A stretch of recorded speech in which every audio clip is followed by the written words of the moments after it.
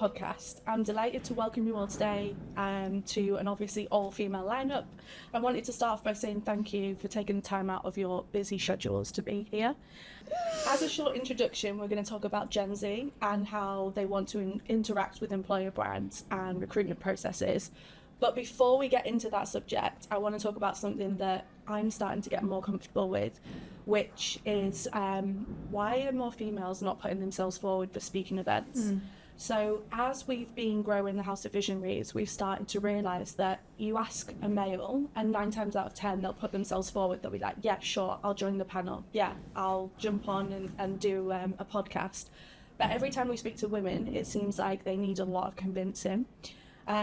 So I'd love to pass over to you all, if you could do maybe short intros and tell us a little bit about your experience of public speaking. Do you want to start first? I can start. Well, excited to be here today with you all.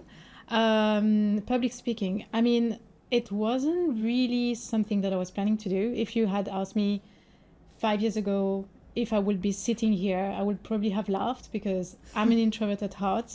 So a few years ago, I thought, okay, I can't be led by my fear. Like, I have to actually push myself a bit further. And like in my role, that's kind of, expected anyway. So I wouldn't want to stay, away from that.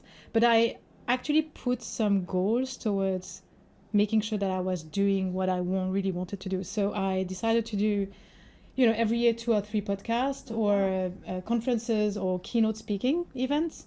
And I started to do that really slowly, just to make sure that I was grasping a bit of kind of confidence first. And then I've been doing that for a few years now. So I would say, I wasn't a public speaking person. I think I have still a ton of work to do. It's something you get better with practice. So the good thing is that you don't have a lot of people out there, I think, who can say, I don't have to do the work. I genuinely, I'm a natural speaker. I think most of us would be like, okay, there's a lot of things that are stressful about doing it.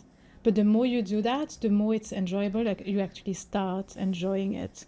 So if I have any advice, it's just like, try it. Do the step that you need to do for this to be more comfortable. But you can do it. I think it's something that gets better, like a muscle, with practice. Let's laugh. Being really honest, this scares me. Like, I was nervous for today. I had to push myself to do it. But now I'm here, I'm immediately okay, I think, because I need to back myself. So I'm really extroverted, right? Like, I am loud, I am out there. Some of the people in this room know and have worked with me before. But I really suffer from imposter syndrome in many ways. People tell me that I'm a good public speaker or that they enjoy hearing me talk, but inside, I can't see that and I don't believe it, right? And I think in my career, one thing that's changed over the last year since I've joined where I'm at now, which is VML MAP, is there are some really inspiring female leaders in my company globally. And they, I look up to them and I see what they're doing and it kind of gives me that, do you know what, why can't I do it? And when I've started doing it, I enjoy it. But I think a lot of us in the industries that we've been in have worked in male-dominated industries. I've been in recruitment for almost 13 years. I started in agency, then into finance, then consulting, then advertising. And the panels that I've been to and visited have been predominantly men. And there have been times when I've sat there and there have been women on there and they've been spoken over or interrupted, and that's put me off. But just to go back to that, I think surrounding myself, and one of the things that I said similar to Vanessa is kind of setting myself a bit of a goal and a target of putting myself out there. So the first House of Visionary event I went to, even that I get a little bit like, oh, I don't know people here, whatever.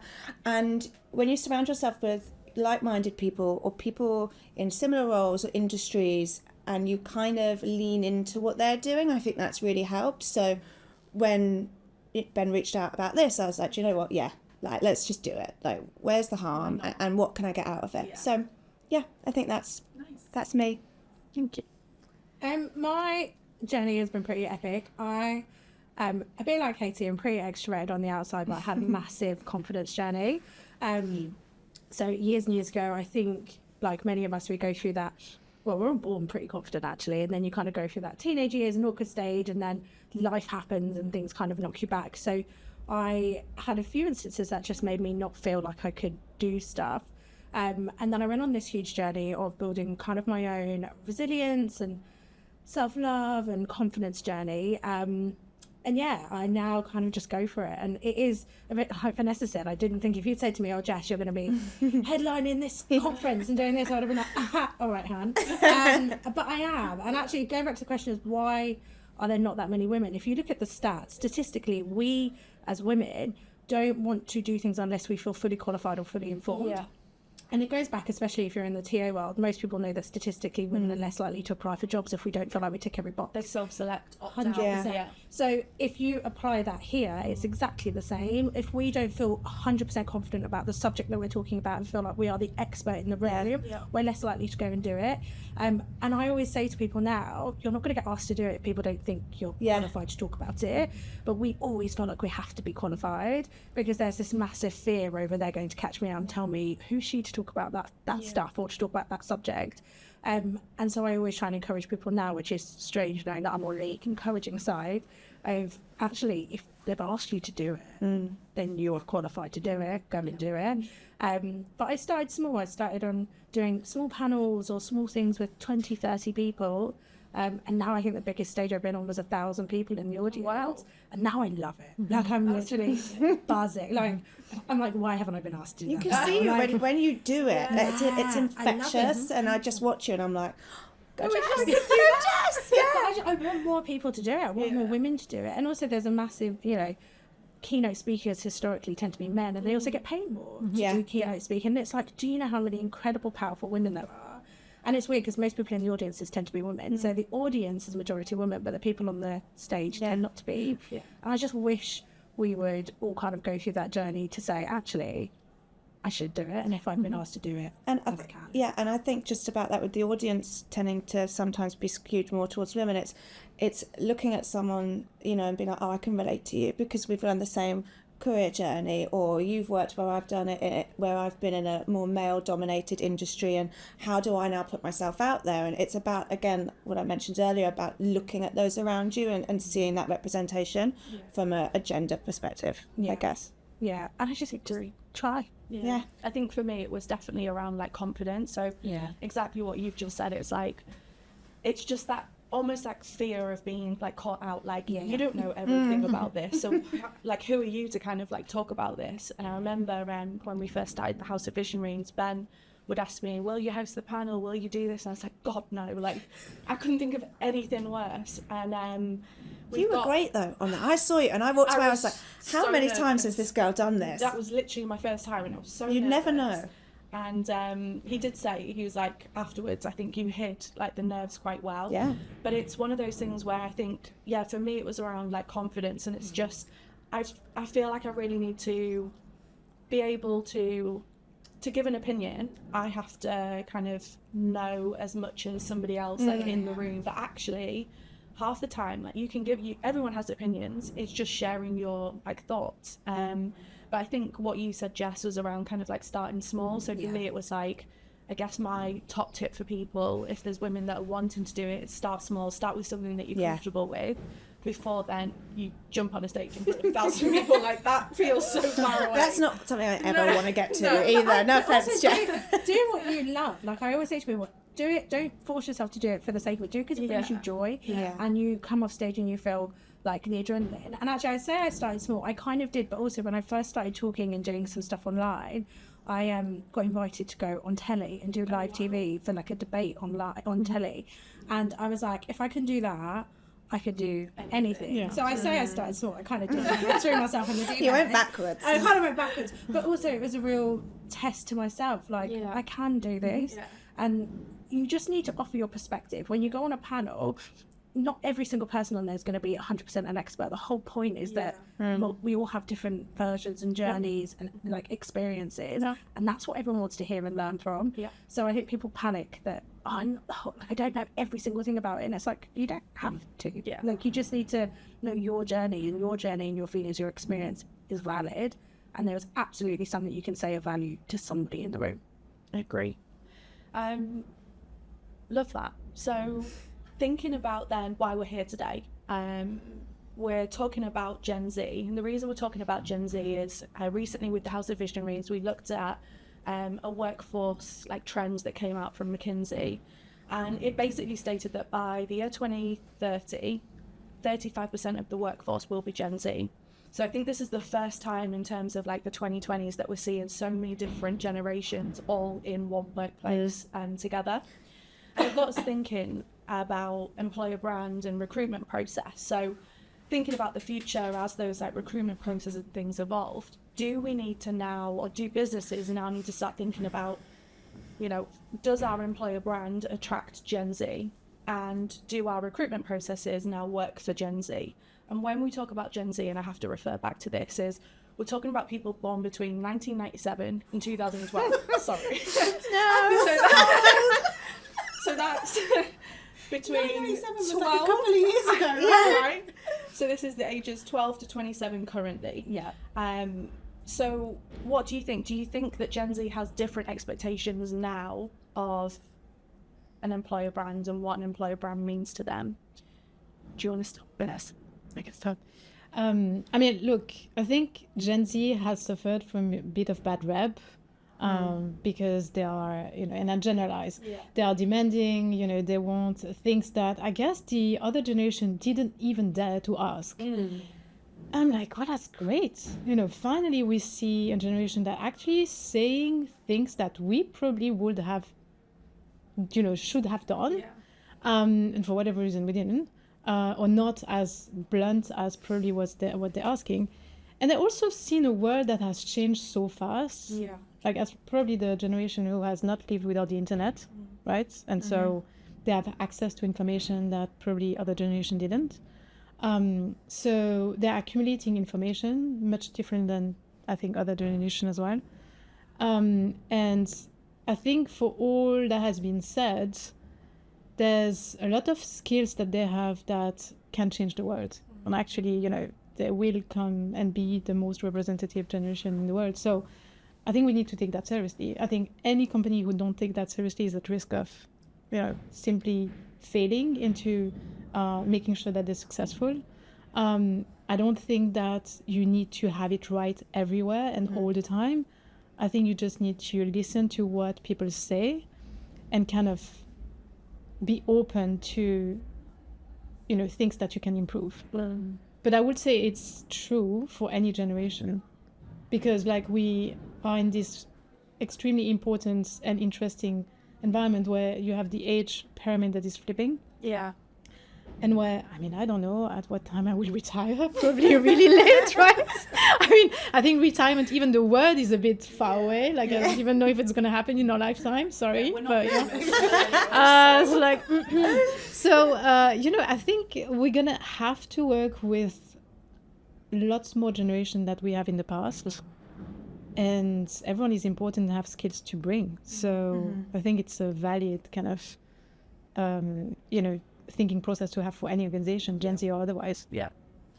I was gonna jump to you, Jess, and ask around like social media and obviously the industry that you're in. What role do you think social media has in terms of, I guess like, how do people's perceptions of employer brands kind of like change through the lens of like social media? Like, obviously you're in that space. Yeah, I think it's a weird one. Gen Z their experience of life is just so different. So they have lived in a working like world where working from home is normal.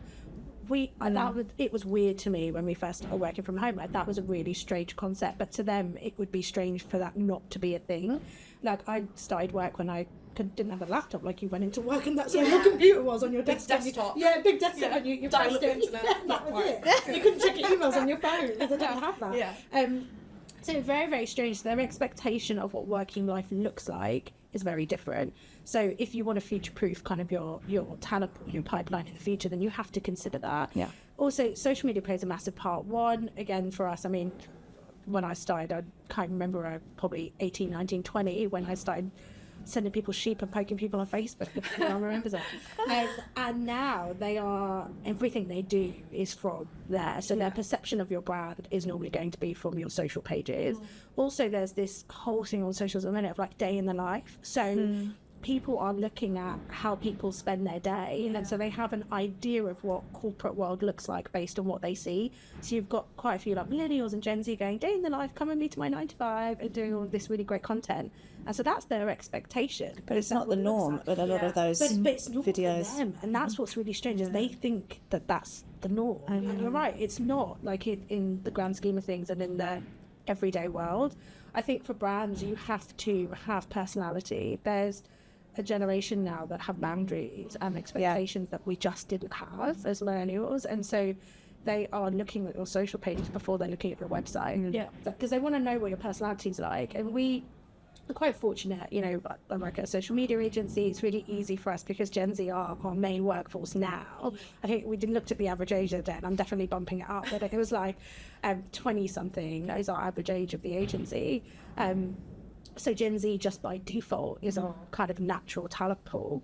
But even they create content for our socials, and people always talk about, oh, it looks so fun and there's all this stuff you can do. And it's like, that's the personality you kind of have to shine through to attract the talent that you want, if that's the pool of people that you're looking for.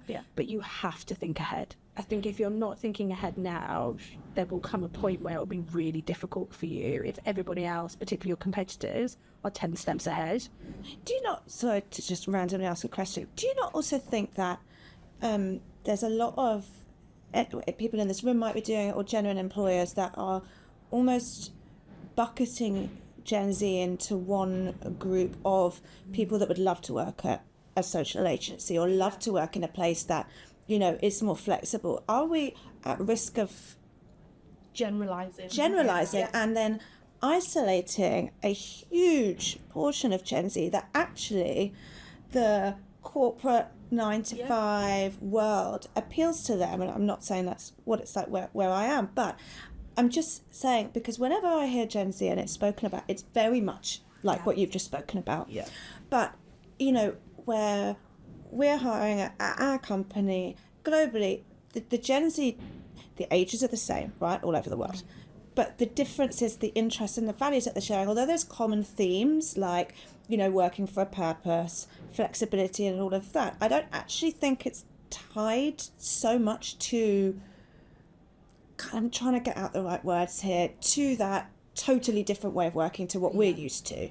It comes out the more and more I hear about Gen Z, oh, you know, they need to have this flexible life, they need to have, I'm like, do they all? Is that what they all want? Or are we jumping on, that's what we think? And I don't think we're going to know that for a few years until more of the workforce has begun to grow and even start to go into those almost leadership and management positions, and to see exactly how their early careers have kind of moulded them, and if it stays to how we think Gen Z want it now. I don't know. I just think that's quite interesting. Probably a lot of assumptions based on maybe a stereotype. And it's so soon to start assuming, I think, as well.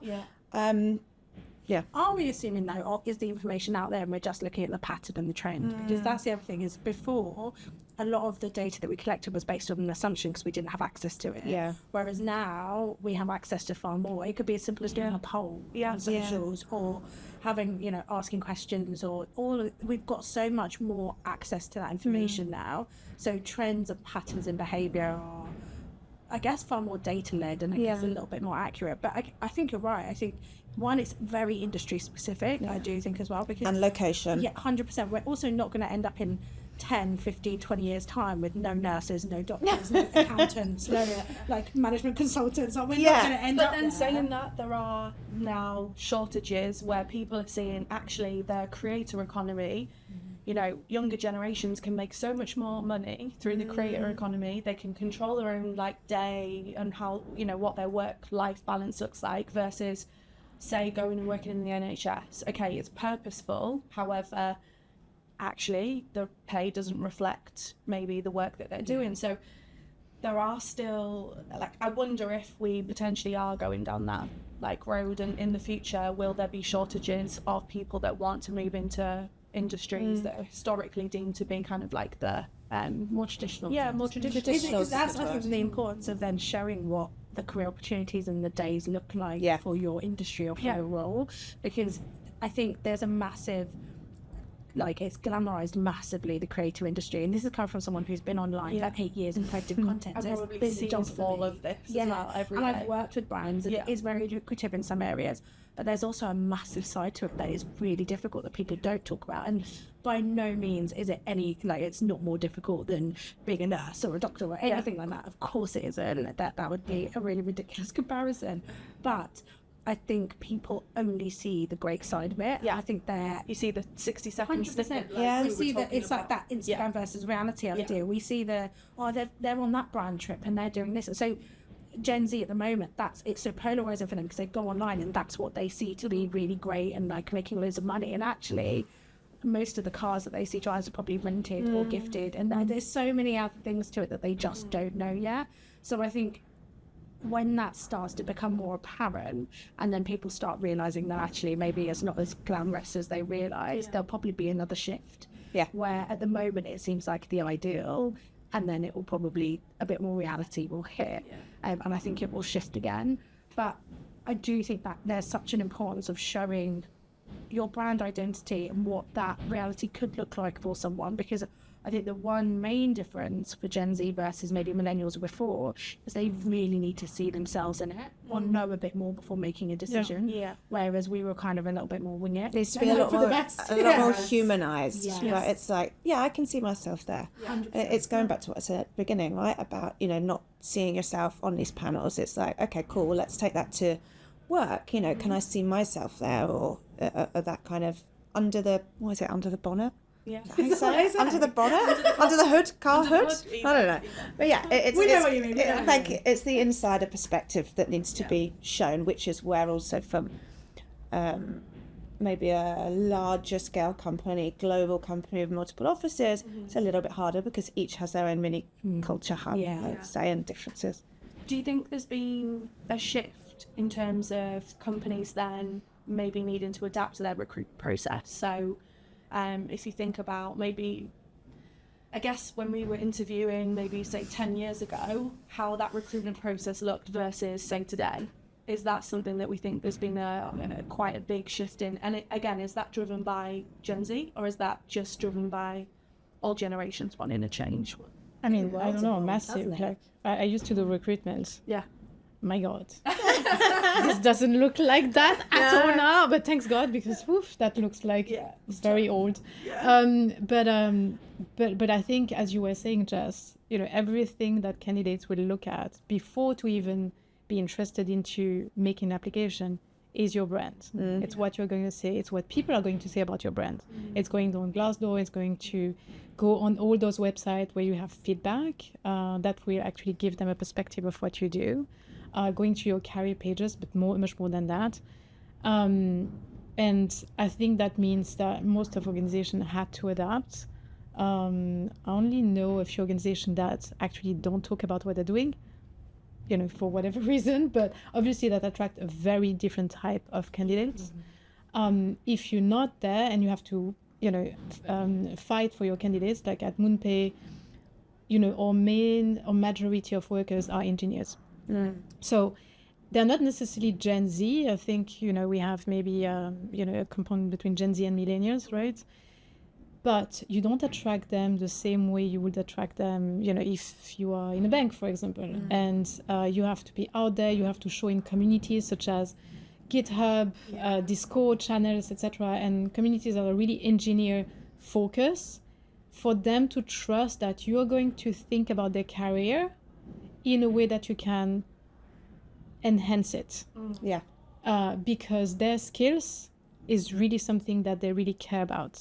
If you can't enhance their skills, why would they come to you? Because they could start their own, their own gig on their own, right? They don't have to work for you. If they work for you, that means that you have something to offer to them, or will be, propulsing their career somewhere else. And I think you have to show that. In many ways, what I see is that you have to even give them the agency and a lot more autonomy into how they do their job. which is great. They usually, I mean, we have a lot of ex-founders who've joined us, or sometimes they leave MoonPay to be founders themselves and then they come back. So this kind of, you know, you see a company being someone who bring talents, and if they leave, you're good friends because they might come back. I think the fact that you can actually show that you can enhance their own career as well later on is also something that can attract people to talk about you and talking about you in, you know, ways that can work within their communities and communities of skills. It's really, really important. I think it's evolved because the world's evolved as well. I don't think it's necessarily Gen Z. Like, I can't imagine doing an interview by Zoom. Like, that's just weird. Like, now, obviously now it's the norm. Like, that's normal. And actually, that's our default for a first stage. Whereas before, I couldn't ever... Like, it was a telephone interview. Someone rang you on your phone or your house phone. Yeah. And you had to sit there and do a telephone You have to wait for it. Yeah, wait for the call. You're like, they're ringing me at 2 o'clock. Yeah. I won't be on the phone. And then if you got to the next stage, you'd go to an office. And I'd always recommend, when I was in an agency then, a recruitment agency, would say to people, walk to the office or go to the office so you know the travel distance. And have lunch. have lunch, dress really smart and make sure you know where you're going. So, arrive 15 minutes before. Like, it was so different. So I think actually Gen Z haven't necessarily evolved. I think just by default, the world has evolved, and so processes have changed, and it is very different now. And I think just that alone will make a difference on how you approach your recruitment process. It seems that we have moved into a more efficient way of working, to some degree. There is a lot of less face-to-face, I guess, for some industries. But I think we all go, oh, it's Gen Z have changed it. And it's actually, no, it's just different now because the world's changed. Yeah.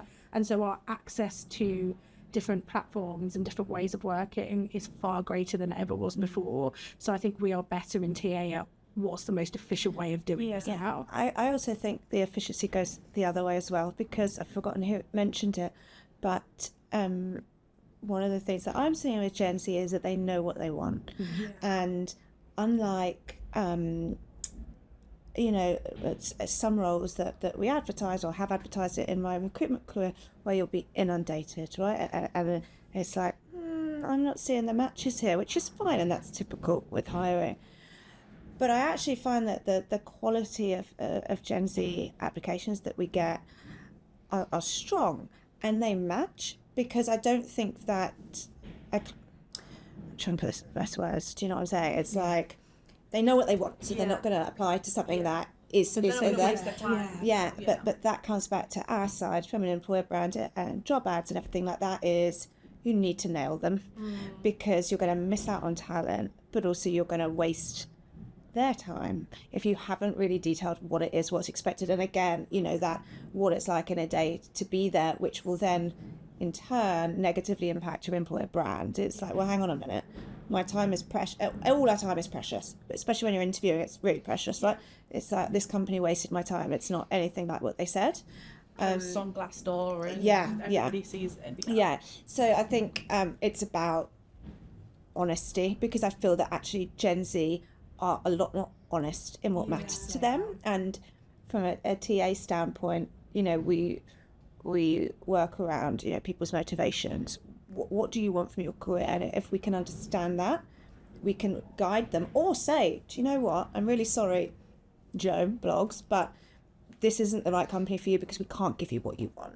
And I think that those conversations are way more common and way more easy with this generation of talent. With that in mind then, so how much do you think an employer's stance on social, environmental issues comes into play, or their stance on, say, DE&I? For me personally, I feel for me it's important. However, I think it's becoming more and more and more important, and it feels like Gen Z again are crying out for this element of, I need to go somewhere where I can feel like I can be authentically myself, and I need to be able to see myself, like you alluded to before, in this business, working amongst these people. So how much do you think an employer's stance plays into Gen Z making decisions as to where they want to work, and how, are there any examples of what you guys might be doing in the various businesses you work at, in terms of putting the information out there and the content out there for them?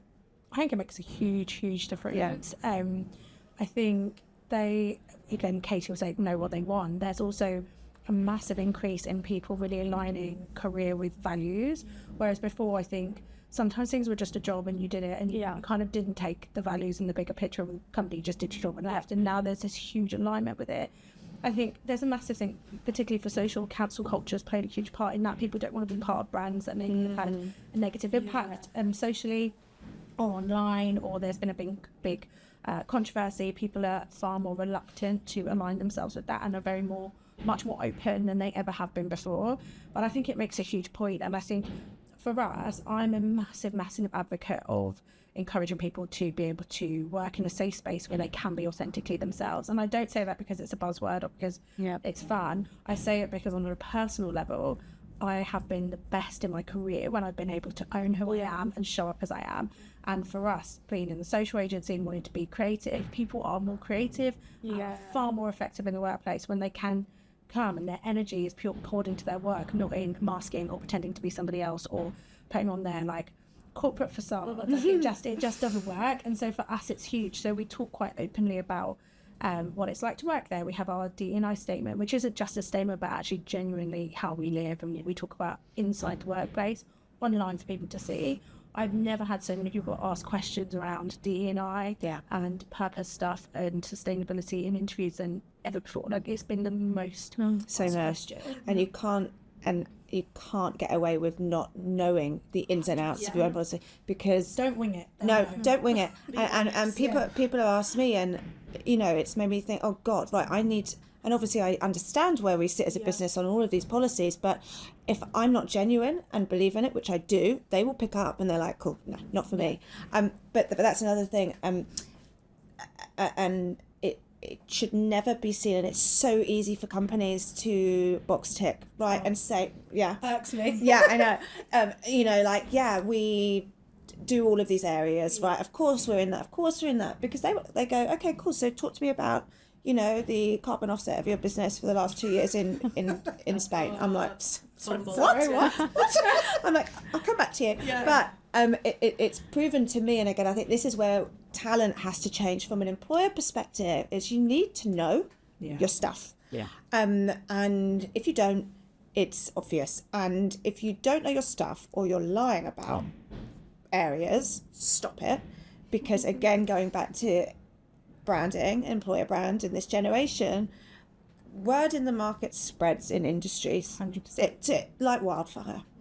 There's platforms where people can review that you've said, but also social, right? There's an example of that is within the marketing and advertising industry that I work in.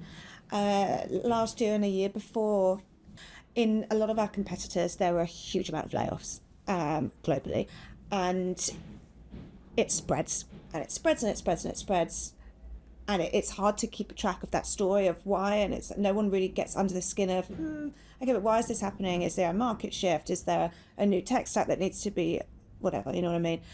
Anything that can damage a brand with the rise of social media, 100%. It's now more dangerous. So you need to be true to what you're saying, and there's no room for exaggeration or storytelling that's not true with this generation. They'll find out the answer quickly. And I always say to brands, so prior to being in my role now, I worked with Katie, and we worked in a D&I, like TA space, and we would consult with brands all the time and agencies, and we'd say, like, be honest. If you're not where you're supposed to be, say that. Be honest and own where you're at, because people will see it. I mean, people go, we're such an inclusive employer, we're so diverse, we've got such a great diverse pool of people. It will take 2 clicks on LinkedIn to realise that your whole executive board are white men. Like, it'll take 2 minutes for someone to see that. So there's no point lying. Be honest about it. If an employee asks you a question, say it. Like, so where we are, we've got a majority female leadership team. That's true. People can go and have a look at that. But we do lack some diversity when it comes to marginalised groups, so particularly people from ethnic backgrounds. And we talk about that really openly. And we say, this is what we're doing. These are the people we're tied to. These are the programs we've got. These are initiatives we're doing. We know we need to do better, and that's what we're doing. And I've said that so many times. And in people will interviews. respect that. Oh my gosh, so many times people go, thank you so much. Like, love the transparency. There is no point me saying, we're this, and then people going on LinkedIn and going, yeah great, you're on with it. But they lie because there's not a single black person in the leadership team. Like, there's no point lying about it. But also, I think part of the problem comes down to people actually just not being aware of that data for their brand or their agency in the first place. And that is a huge issue.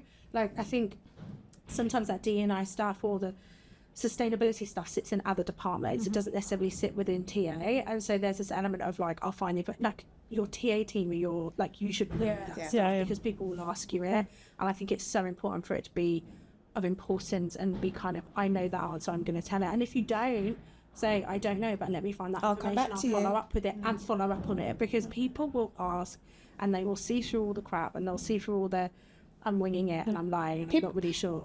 If you're not honest at the initial stage, they'll ask the hiring managers. They will go into an interview and they will ask. It doesn't matter the level you. That's another thing about Gen Z, right? Leveling and hierarchy, gone. Gone. So I don't think there's that. I don't know about you guys in the room, but when I started, a CEO of a business, oh my God, I can't speak to the CEO, or, An automatic director, and like, I'm really lucky in my career at the moment because it's a global role that I work a lot with Denmark, and it's a non-hierarchical environment, and it's amazing, right? But what that means is that it opens up for anybody to have access to anywhere, which is great.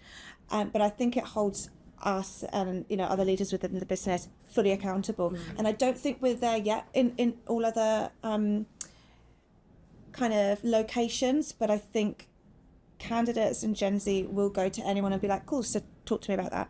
And they should do, as they should. As we should have done for the last much more confident in asking some of these questions because, like you say, there's more boundaries and they want to know. They know what they want and they're quite self-assured and they'll go and find the information to make those decisions, which I actually respect. 100%. And it's lovely to see that. Like, I am sadly old enough to have a child who is Gen Z, although it's 12, so I'm like, she's not 27, she's 12.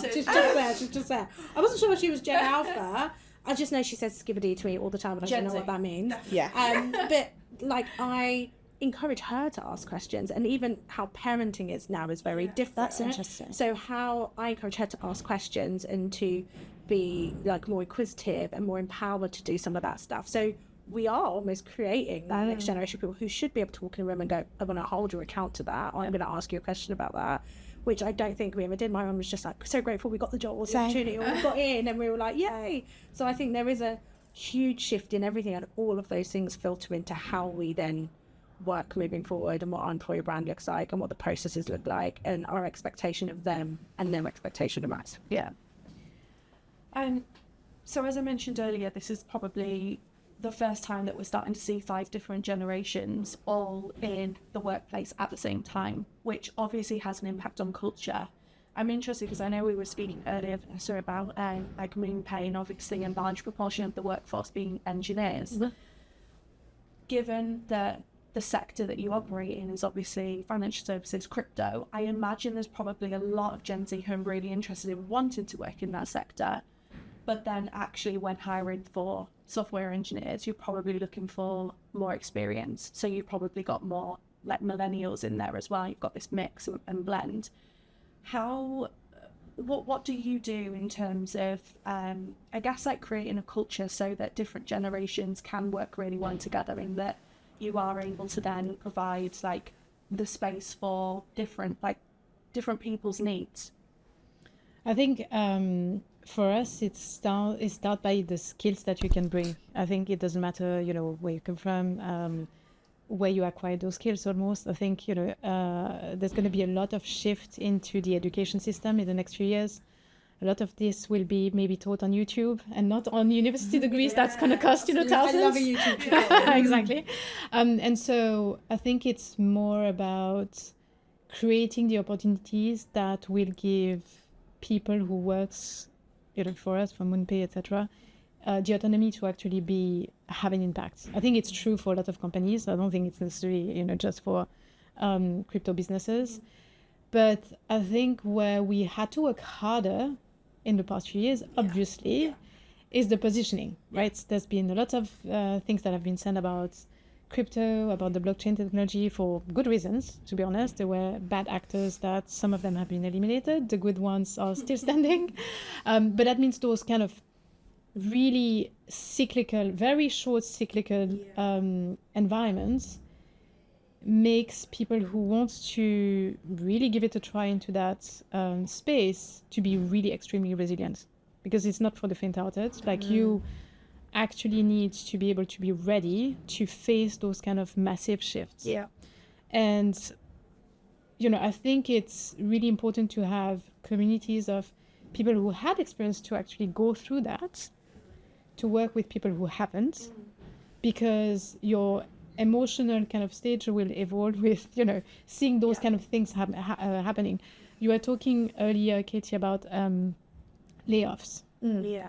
And I think, it's part of, the world right now where you have shorter cycle. And then if you are not a private you're a private company, not a public company, you will see those kind of things happening. It's just something that you need to be better at dealing with and managing. And I think you need to be honest with your candidates, because it's not going to be easy all the time. I think we were talking about initiatives, DEI, that I think a lot of smaller companies understand maybe a bit better, because they have this challenge from people who are coming into the space. But you can't speak about something that you make a decision on and then you don't match up with actions. Those kind of stuff, if you don't follow up with actions, it's not just lollipop and puppy dogs on a good day. You need to be able, in times of crisis, to continue doing it and doing the work, because otherwise people will see it through you and they will just leave. So I think it's a kind of 360 to come back on how you can attract them. But again, I don't think this is very dissimilar to how you would attract Gen Z and in other companies, but it's just that the cycle are shorter, and you need to make sure that people are ready to tackle the challenges that goes with shorter cycle. Do you find that there's more of a demand in terms of, I guess, the younger generations and Gen Z wanting to progress more quickly? Because I know we were talking earlier as well around, generally speaking, that generation tends to be job hoppers. And I think for good reason. Obviously, they want to progress. But I know you mentioned something around giving, obviously, the space for them to progress their career. So it's almost like they can have their entire career in a short amount of time in one environment versus having to move on from company to company. I mean, I'd rather have them job hopping in the company rather than going somewhere else. I mean, it's I've worked in large institutions as well. I think for scale up, startup, it's harder to have a career framework that gives them thousands of opportunities, just because we're small. At some point, you're kind of limited with your org design. But that doesn't mean that you have to stop there and just say, oh, well, I don't know what to do. They're just going to go there. We have a lot, I said it before, we have a lot of ex-founder or people who want to at some point become a founder. That's fine. That's great. Let me look at, your profile, your skill sets. Let's see about what you can do at an organization to try to make that happen. And, if it's something that you want to do and that's helping the company, great. We have a lot of people who still are teaching, in some university or courses, etc., or keynote speakers or advising other companies as well. I think if you are able to not imprison them in a role, but give them agency to build a portfolio of career, which, by the way, with AI advancement is going to be necessary, because people won't have the ability to just have one role. Then I think this is a chance to take to keep them, invested in the company. I think they're moving fast though, because everything is faster.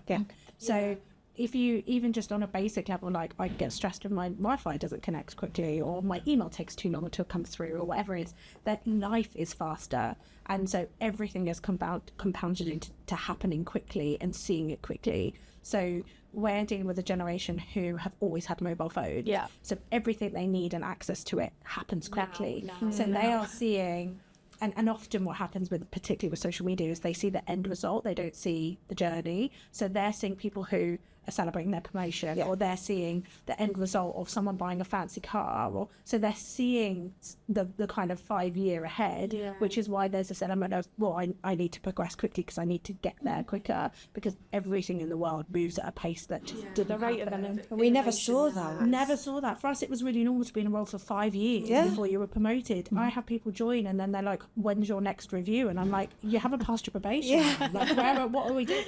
But there's a massive piece around, they've got access to so much more, but also our industry has moved at pace. So there is an element of, do brands and businesses have to speed up in our ways of developing people? So one, we keep up as brands and as businesses with what's happening in the world, and we've got people with the right skill set. And two, we're appeasing that hunger, retaining them, because we're appeasing that hunger for growth and development. And how do you get that right? But I think we have to speed up, I think, because it's harder otherwise. And we've just done a massive piece of work around like the average time in roles and looking at what that looks like, and it's far short. Like, it's like 12 months you get paid. I'm like, what do you mean? This is ridiculous. But that is the reality of the industry and the agency, and if we don't keep up with that, we're not going to retain people, and it will just become an issue over and over again. So I'd love to see that, by the way.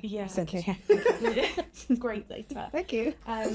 So to wrap things up, I'm going to do a mini true or false. So I've got a question for each of you, and it's based on generational stereotypes. So I want to know if you think this statement is true or false. So I'm going to start with baby boomers, not because you're a baby boomer. It's fine. So the statement, baby boomers care most about the transactional element of their role. So pay, benefits, opportunities to progress. True or false? False. Yeah, you're right. False. They actually care more about leadership and purpose. They're apparently the two reasons that they cite for staying in a role. Which, I don't know whether I was surprised by that.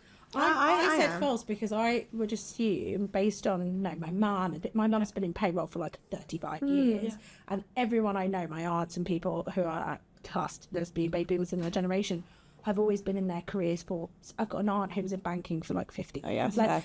So that's why I thought false, because I think there's this element of they're tied to their purpose, they know what they're doing, they can grow and progress, but they are far more likely to stick in their careers. But that's only based on my very limited pool of people I knew. But instantly I thought, maybe. Oh, you got it right, Jess. I know, just justifying how I got it right. So Katie, for you, I've got millennials. Oh, okay. Oh, You perfect. should know this. Fitting. You should know the answer to this. So millennials prioritise work-life balance more than anything else and more than other generations. False. True or false? False. It's actually true. Just me then. It's just I was shaking my head going, absolutely false. I have no work-life balance. So they value... I was so cocky. They value workplace flexibility, which then allows them to have more of a work-life balance. Okay, I think that's a trick question, to be fair. Slightly. Okay. But you got it wrong. Okay. Maybe it's just us. We're the workaholics are like, no work-life balance. But that one really did surprise me. Okay, thank you. You're I making me was feel really- better. I You're was making me really feel surprised by better. that. Thank you. I don't feel like that. We've got Gen Xers, and then we'll do everyone for a Gen Z. So Gen Xers, Vanessa. When making employment decisions, Gen X are most motivated by traditional factors such as job security. True or false? I will do true. False. God. So they apparently value purpose as their top motivation and apparently leave jobs due to uncaring and uninspiring leadership. Which I can kind of see. Like, I think, for me, just understanding like younger generations, I can see that they value like purpose, or at least it certainly feels like, purpose seems to be the leading motivator these days. So Gen Z for everybody. So Gen Z see their employment as transactional and are mostly motivated by pay. Do we think that's true or false? False. Oh. How many, true? I said true. False. False. False? False. False. So of all, where are we? Of all age groups, Gen Z are the only one who didn't cite inadequate pay as one of the top reasons for leaving their current jobs. Is it false? We're going to take that stuff back to the office. So that wraps everything up for today's House of Visionaries podcast. And again, thank you so much for spending time. Thank you. That was Time out of wonderful. your busy days. I've loved the conversation and love the fact that it's all female. So thank you so much. We need to do this more. Yeah. We do. Thank you. Thank you so much. Thank you.